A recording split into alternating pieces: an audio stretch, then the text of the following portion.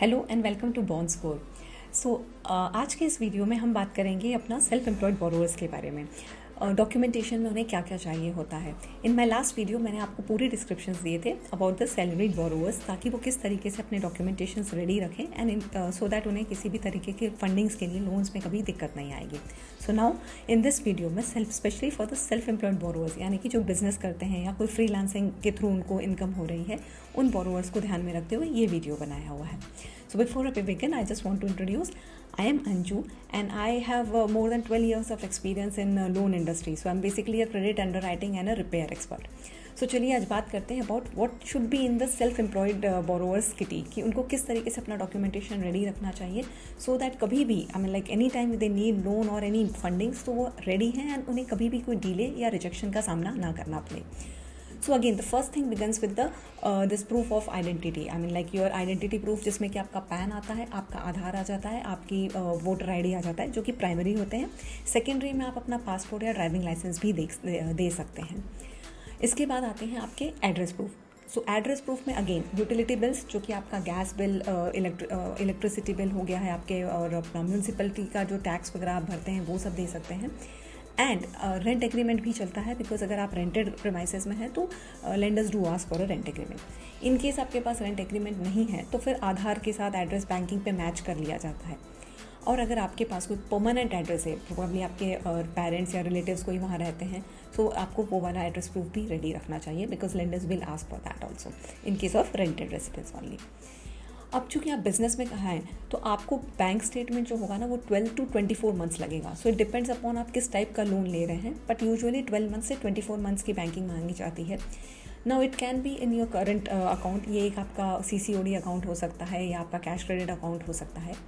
और अगर आपकी फर्म, आपने अभी सेविंग अकाउंट्स ही रख रखा है, in case you are a sole proprietor and you don't have a current account, तो ठीक है, आप वो भी दे सकते हैं। Most of the lenders will ask for your personal bank accounts also, because अगर आप एक सोल प्रोप्राइटर हैं या पार्टनरशिप में हैं तो इसमें पर्सनल अकाउंट्स भी मांगे जा सकते हैं। सो बैंकिंग का you have to make sure that आपके पास जो भी बैंक अकाउंट्स हैं आप वो उसको प्रोवाइड कर रहे हैं फॉर एटलीस्ट 12 मंथ्स। तो आप रेडी रखिए, but in case if they ask for 24 months वो भी आपको देना पड़ सकता है। नेक्स्ट आपका बैंकिंग के बाद आता है ITR। So ITR like income tax returns में usually they ask for, lenders जो हैं वो आपसे 3 साल का ITR ज़रूर मांगते हैं, because they are not funding for a startups right now. ये डिफरेंट स्कीम्स होती हैं।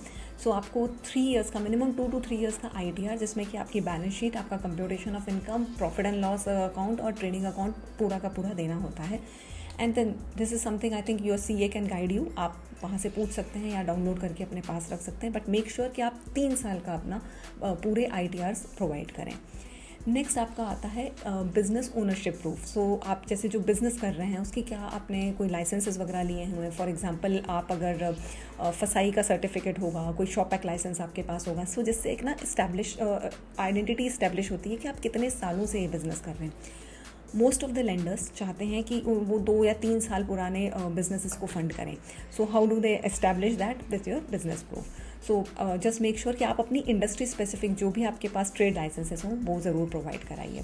और लास्ट में आपका बिजनेस ओनरशिप प्रूफ लगता है, जैसे कि अगर आप सोल प्रोप्राइटर हैं या आपकी पार्टनरशिप फर्म है या if you are into a private limited firm है, तो उससे रिलेटेड जो भी आपके बिजनेस डॉक्यूमेंटेशन होंगे वो आपको एक बार प्रोवाइड करना होगा। इन केस अगर आप पार्टनरशिप में हैं तो दोनों पार्टनर्स का सिग्नेचर लगेगा, and in case if it is a private limited firm तो यहाँ पर डायरेक्टर्स के से ही काम चल जाएगा। So documentation is like pretty simple. You just basically need to understand कि आपका आइडेंटिटी प्रूफ चाहिए, आपका एड्रेस प्रूफ चाहिए, और बैंक स्टेटमेंट तो लाइक कॉमन ही होगा सभी जगह पर, जहाँ पर even if you are salaried और if you are self employed. अब यहाँ पर बस आपको अपने ITR, because source of income बताना होगा, बिजनेस का प्रूफ देना होगा, बिजनेस इस्टेब्लिशमेंट कब से हुआ है ये एक्स्ट्रा देना होगा। So I guess this is like very useful for you. ये रेफरेंस के लिए मैंने लिंक भी दे रखी है आपको, जो भी मैंने आपको ये जितने भी डिटेल्स अभी आपको बताए हैं ये आप यहाँ से डाउनलोड भी कर सकते हैं। और मेरा एक नेक्स्ट वेबिनार हो रहा है for how to become a confident borrower. So that is a free webinar. In case if you wish to join, आपको ये लिंक मैंने डिस्क्रिप्शन में लगा के दिया है, आप प्लीज़ इसे चेक कर लीजिएगा।